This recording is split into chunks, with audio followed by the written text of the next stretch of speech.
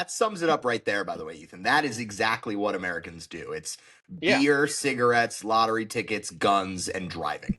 yeah. Those are the 5 tools that an American needs to get by. Welcome back to the PredictIt podcast. Today we're joined by our colleague Ethan Rosen from the PredictIt markets team. Ethan creates all of our markets, our questions, writes our rules. So we have a lot of great questions for Ethan. Thanks so much for joining us, Ethan. Thank you for having me. So I want to start with the SAVE Act because the Democrats have an interesting strategy play here. This SAVE Act will require a federal ID to be used when you want to vote in every state. And what's interesting is that there are clearly 2 pools of people who don't have federal IDs. You have a rural, lower class person who doesn't necessarily have a federal ID, usually a passport. And then you also have a minority population that also does not have a passport.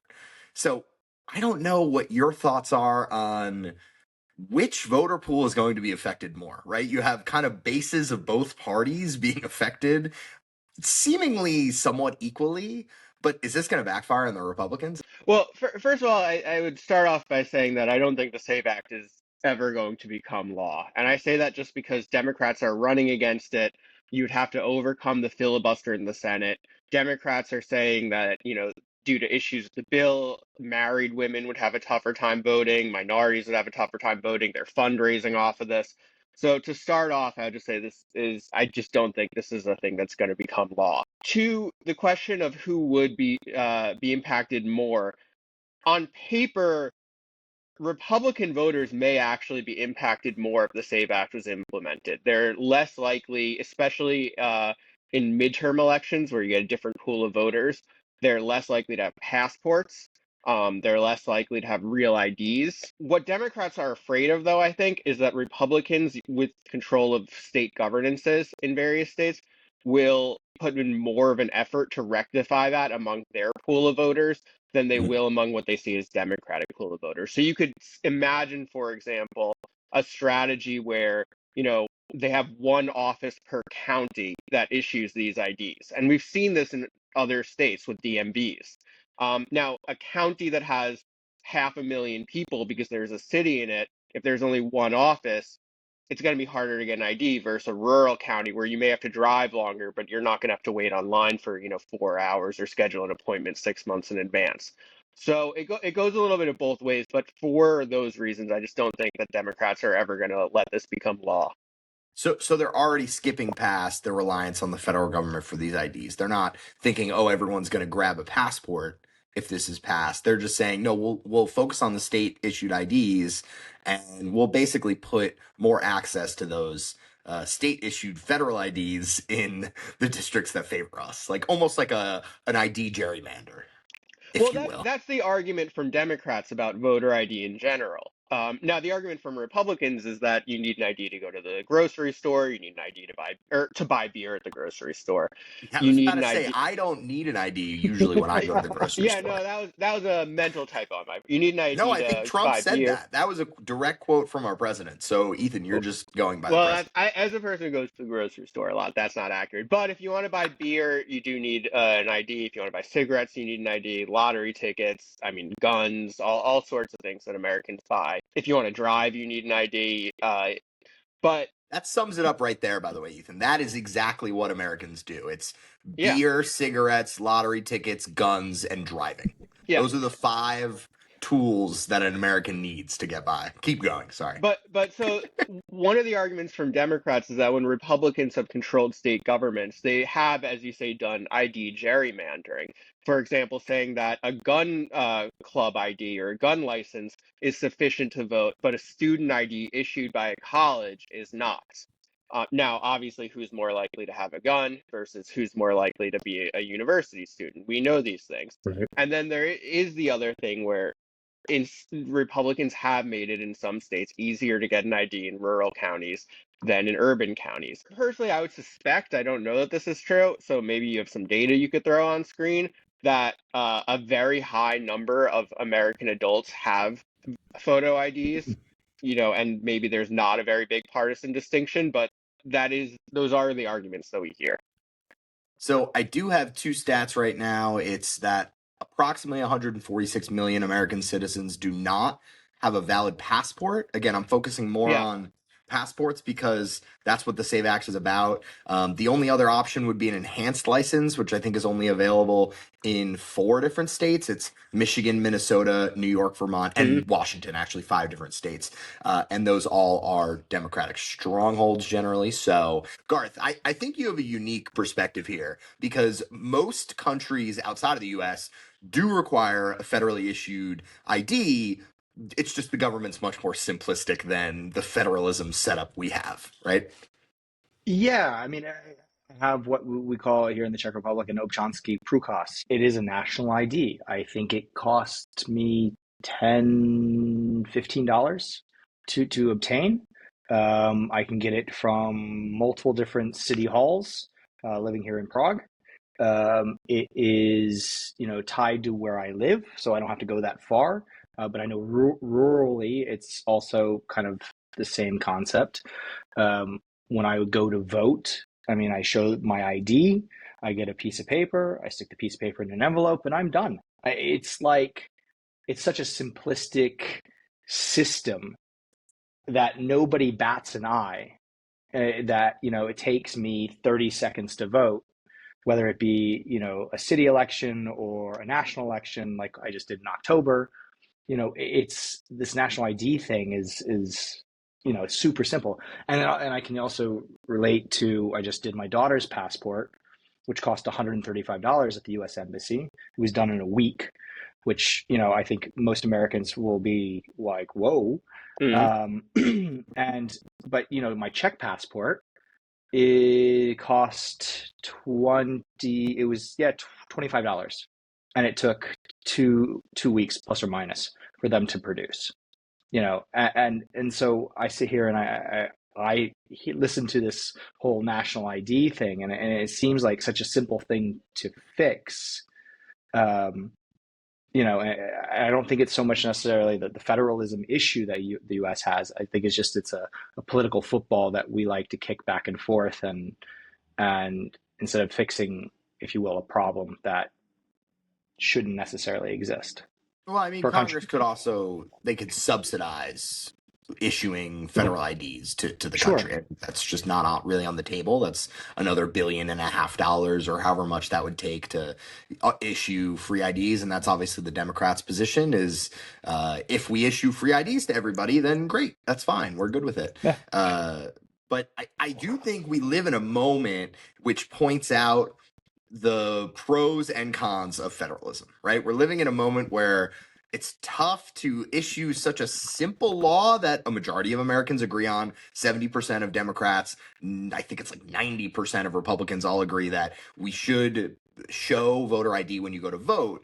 But then you have this federalism issue with voting, who controls voting and elections and who Mm-hmm. actually administers those. And when Trump goes in and raids Fulton County voting systems and asks Minnesota for their voter rolls, you then start to think, oh, maybe it is better that the states, even if we can't get IDs in the hands of everybody, maybe it's better that the states run this.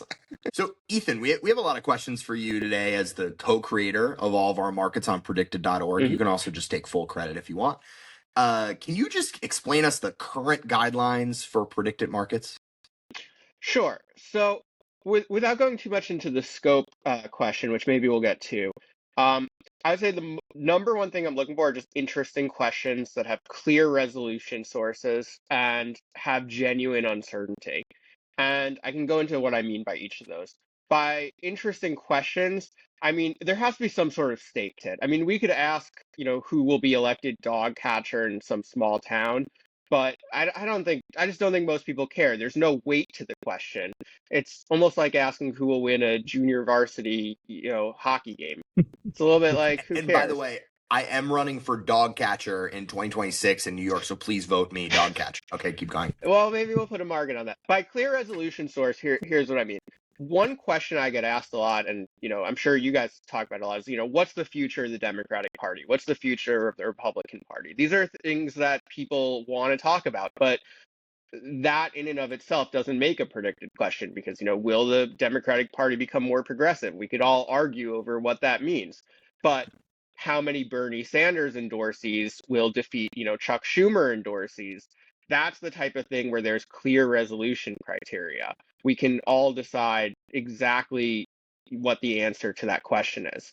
And in terms of genuine uncertainty, I'll just say that we're not looking for markets that are necessarily 50-50, but they can't be 99 to 1 right out of the gate. If they're 99 to 1 right out of the gate, it's just not a good question, even if that one could be really interesting. Right. But Who will hold which party will hold the state Senate of Texas is not necessarily all that interesting, because it's going to be the Republican. Yeah, even though it actually meets the other two criteria, there's serious stakes to it.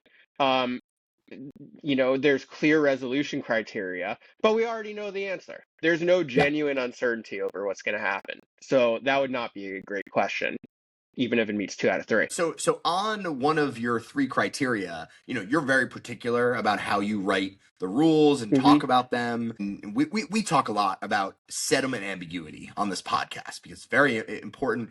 But when we talk about settlement ambiguity, what are you looking for in a market's rules, and how do you necessarily write them?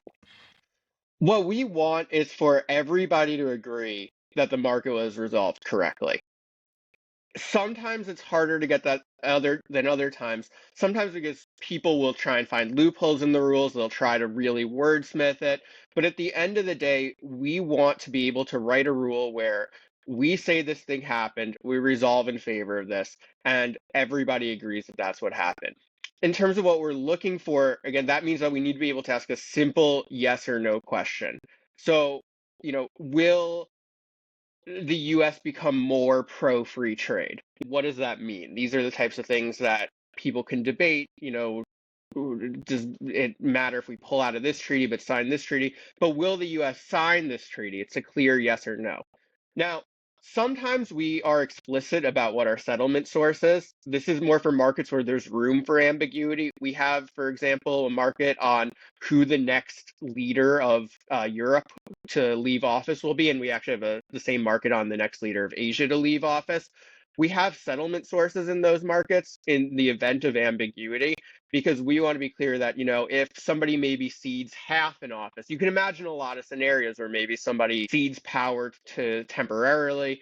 We want to make sure that people can all point to the same thing to say, this is what happened, this is why it resolved this way.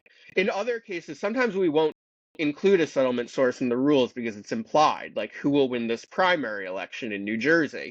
Well, it's implied that in the event of ambiguity, we would resolve to the New Jersey Elections Authority. So we don't need to say that we're going to resolve to them because it's implied. And that allows us sometimes to settle markets a little bit faster than we would have to otherwise. If we said it would resolve to the New Jersey Board of Elections, we would have to wait for them to weigh in, versus without doing that, if it's clear and unambiguous based on, AP calls, a concession, things like that, we could resolve a little bit earlier.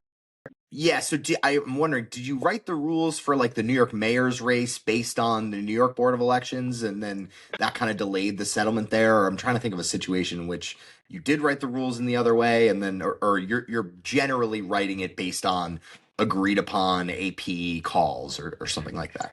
For elections, we typically do not include settlement sources. We almost certainly didn't for the New York City mayor's race. Again, because it's implied that we would use the elections authority as a backup in case of genuine ambiguity.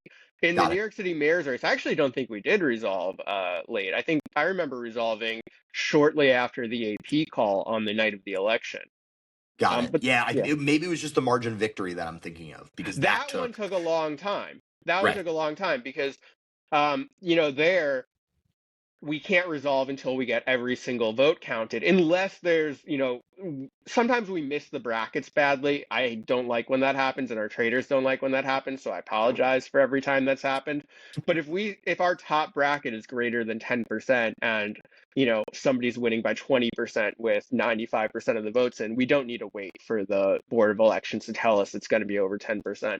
But in the New York City mayor's race, it was right on the edge of two different brackets, and we can't make New York City count their votes any faster, so we have to wait.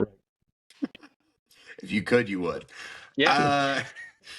And then I want to ask you about like market structures, and we have a few different ones. We have one with date brackets of like when will I think it's Trump get impeached, and we have different date brackets.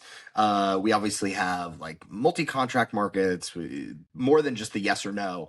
Are there any market structures that traders maybe should look out for in the near future that the team's working on? Anything that you're hopeful for? Not with any time horizon, but anything interesting?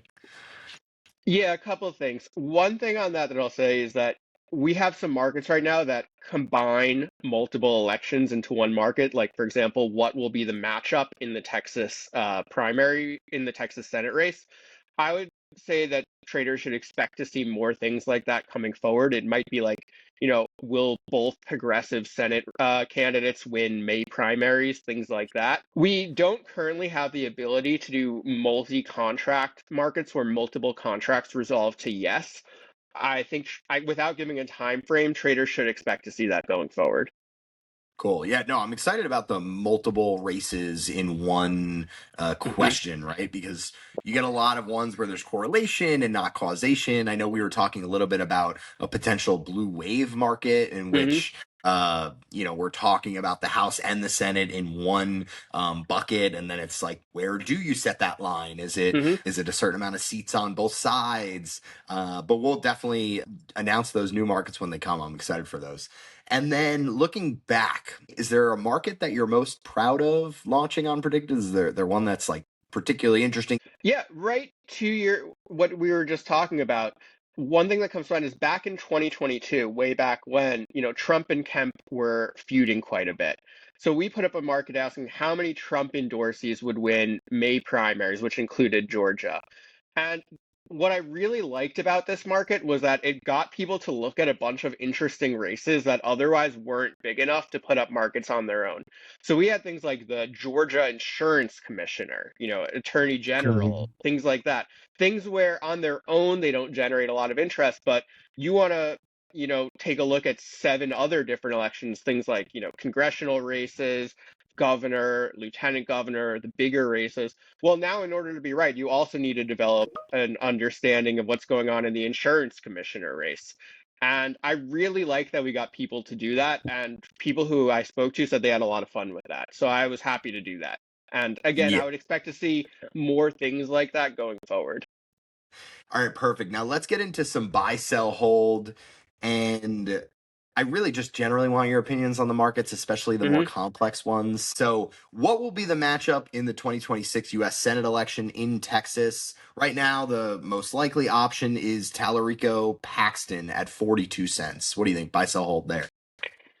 I think that's a pretty good price. If anything, it's a little bit high, so I might sell. Paxton, I think, is not a lock, but he's pretty close to a lock. He just got a big endorsement from Turning Point USA. He's leading in the polls. I think it would actually take a Trump endorsement against him, which is not out of the picture, to knock him out. In terms of Tallarico, this is why I say it's a little bit high. I would say he's favored to win. I think our markets are maybe a little bit bullish on him against Crockett. Some of the polling for him has not been as good as the numbers suggest. Now, he has a lot of money in the bank. He's raised a ton. He has a lot of excitement. He certainly has a lot of fans, but so does Crockett.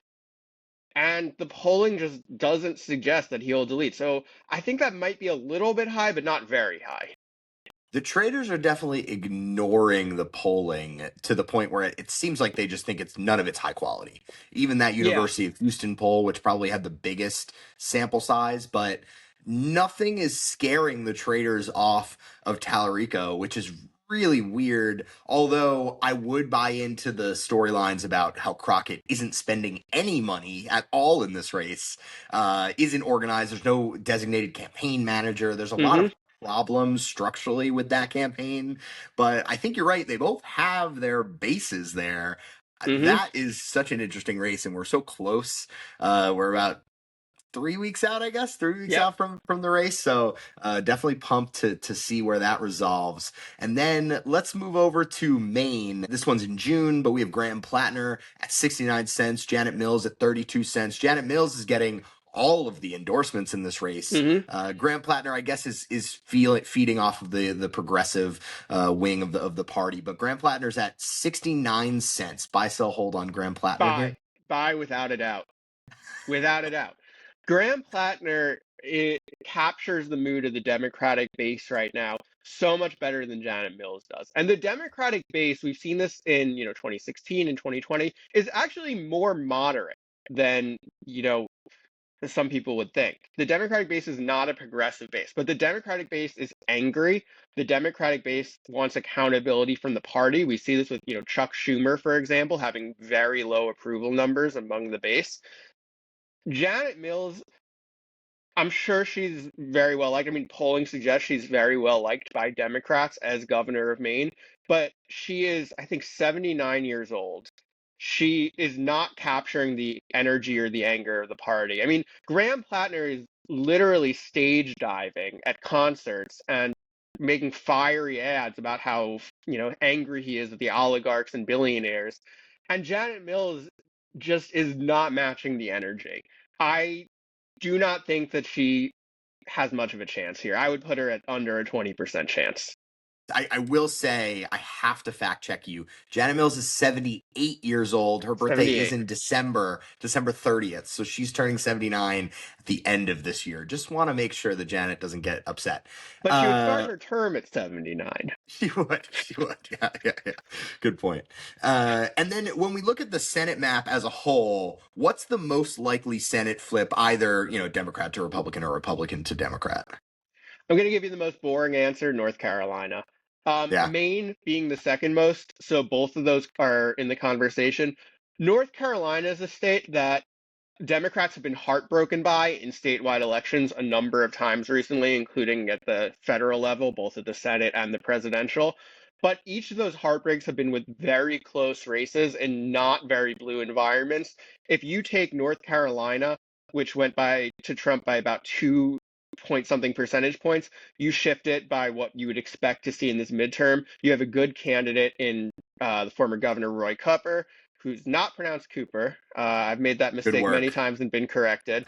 The Republican candidate, Michael Whatley, you have an inside baseball guy who's never won an election, doesn't have a lot of juice to him, if I'm being very candid. I think this is an easy pickup for Democrats.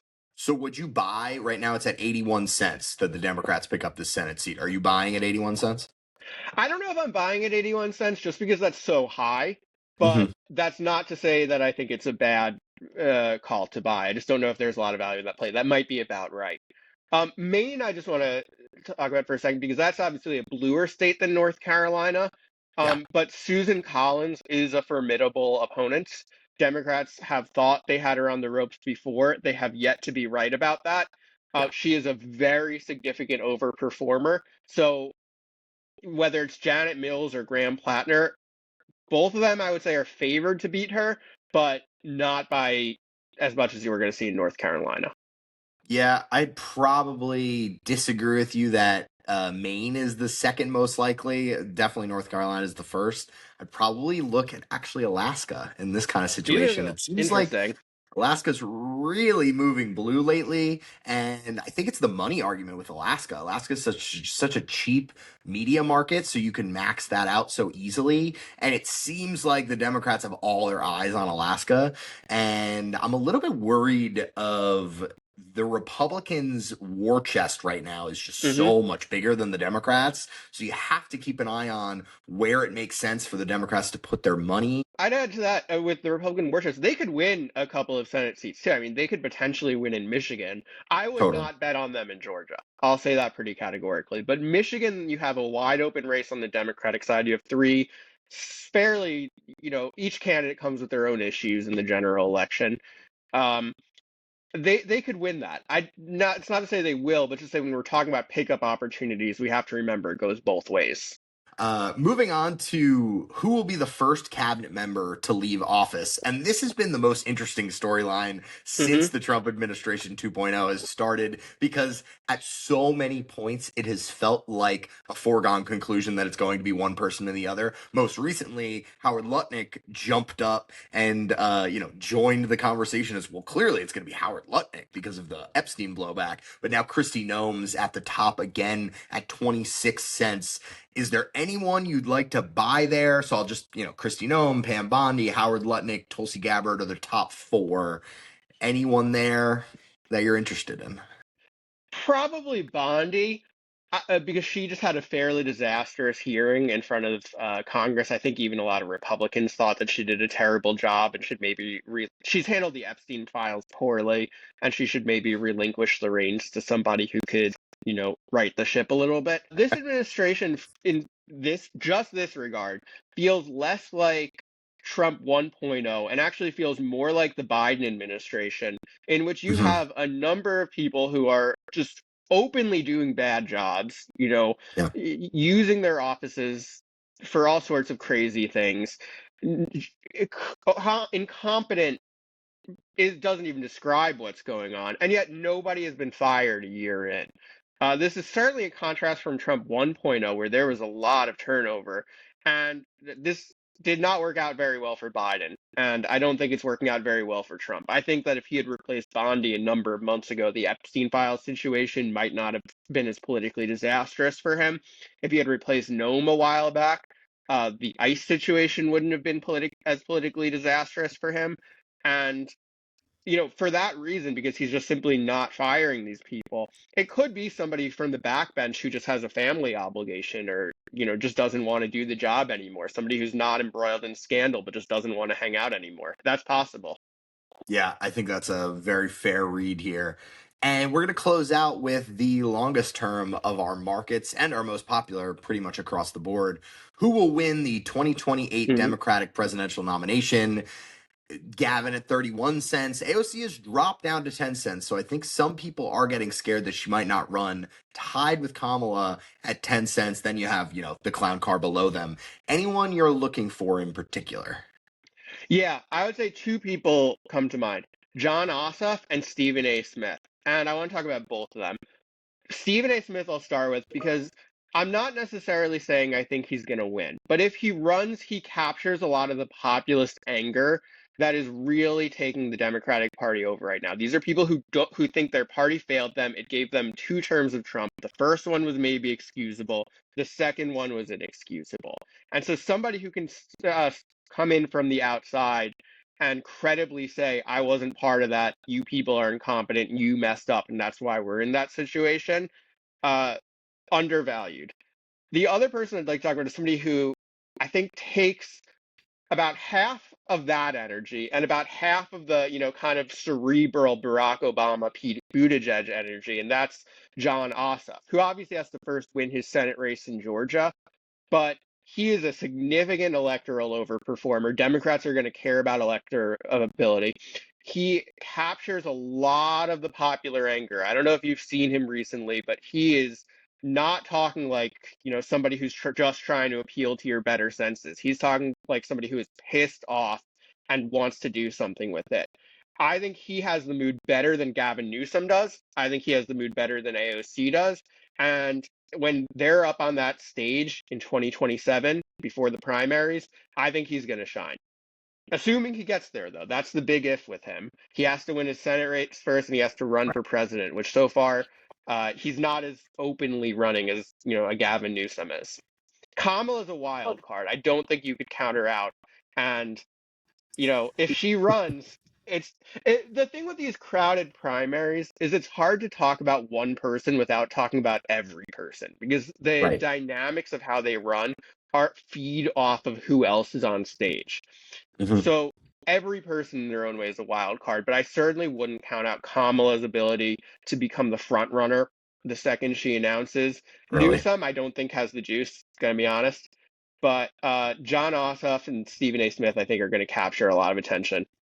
Quick plug. I wrote a column on Friday about why Pete Buttigieg is your best buy here. He's at 5 cents. He did win Iowa in 2020, so that's why I like that buy early on. But Ethan, thanks so much for joining Thank us you. on the PredictIt podcast. Really appreciate it. Go check us out on Apple Podcasts, Spotify. We're now on Substack, and especially on YouTube, youtube.com/@PredictItOfficial. But thanks, Ethan, so much. Thank you for having me.